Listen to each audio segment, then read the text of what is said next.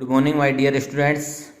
मैं डॉक्टर महेंद्र सिंह मीणा, सहायक आचार्य, राजकीय विधि महाविद्यालय कोटा, यूट्यूब क्लासेस में आपका स्वागत करता हूं। भारतीय दंड संहिता में आज हम सेक्शन 269 जो कि अध्याय 14 का अगला पार्ट है।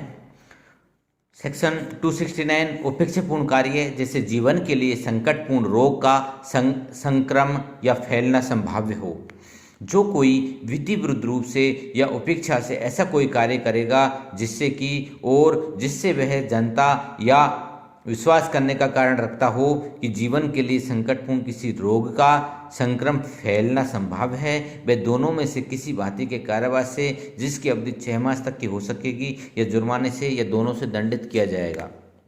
अर्थात धारा 269 में ऐसा कोई उपेक्षा पूर्ण कार्य करना जिससे कि जीवन के लिए किसी रोग अथवा किसी बीमारी का फैलना संभाव्य हो।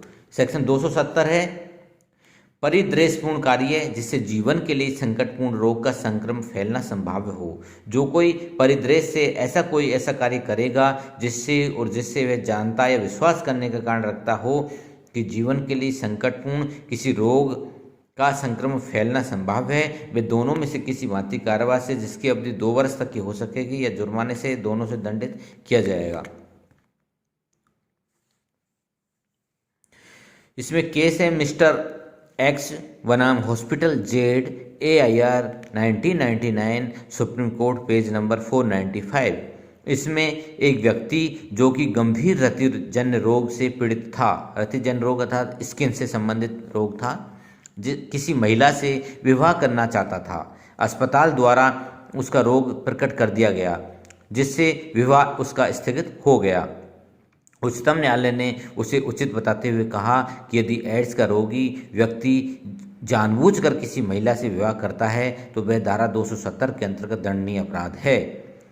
एक और केस है मिस्टर एक्स बनाम hospital Z AIR 2003 supreme court page number 664। इस मामले में माननीय उच्चतम न्यायालय द्वारा यह निर्धारित किया गया है कि यदि 2 स्वस्थ व्यक्ति ये जानते हुए कि उनमें से एक HIV एड्स से पीड़ित है विवाह करना चाहते हैं तो उस पर कोई रोक नहीं है। अर्थात ऊपर वाले मामले में एक व्यक्ति किसी रोग से पीड़ित था और वो किसी महिला से विवाह करना चाहता था। उसका रोग जो है अस्पताल ने प्रकट कर दिया जिससे उसका विवाह उचित स्थगित हो गया क्योंकि वो एड्स का रोगी था। लेकिन वह व्यक्ति जानबूझकर अर्थात वो जानता था कि उसको एड्स है और दूसरे पक्ष को अर्थात जिस महिला से वह शादी करना चाहता उसको उसने नहीं बताया। लेकिन नीचे वाले मामले में यदि 2 स्वस्थ व्यक्ति दोनों यानी महिला और पुरुष दोनों जानते हैं कि उनमें से एक HIV से पीड़ित है और वो यदि स्वेच्छा से विवाह करना चाहते हैं तो उस पर कोई रोक नहीं है। सेक्शन 272 विक्रय के लिए आश्रित खाद्य या पेय का अपमिश्रण। जो कोई किसी खाने या पीने की वस्तु को इस आशय से कि वह ऐसी वस्तु को खाद्य पेय के रूप में बेचे या यह संभव जानते हुए कि वह खाद्य पेय के रूप में बेची जाएगी ऐसे अपमिश्रित करेगा कि ऐसी वस्तु खाद्य पेय के रूप में अपायकर बन जाए, वह दोनों में से किसी भांति कार्यवाही से जिसकी अवधि 6 मास तक की हो सकेगी या जुर्माने से जो 1000 रुपये तक का हो सकेगा या दोनों से दंडित किया जाएगा।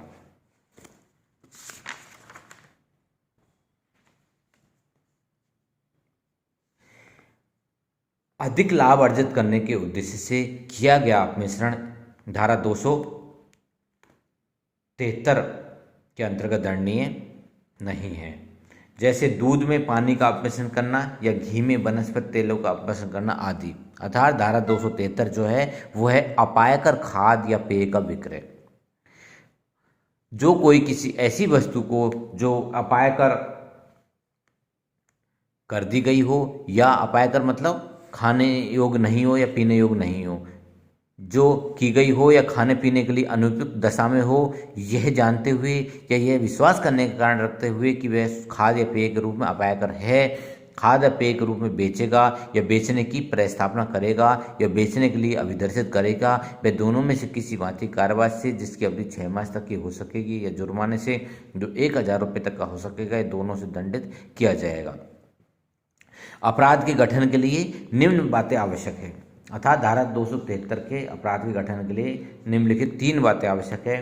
नंबर 1 है किसी पदार्थ को खाद्य या पेय पदार्थ के रूप में बेचना या बेचने की प्रस्तावना करना। दूसरी है ऐसे पदार्थ का हानिकर अथवा खाने या पीने योग्य नहीं होना। तीसरी है विक्रय के समय इस बात का ज्ञान होना कि वह पदार्थ खाने या पीने योग्य नहीं है।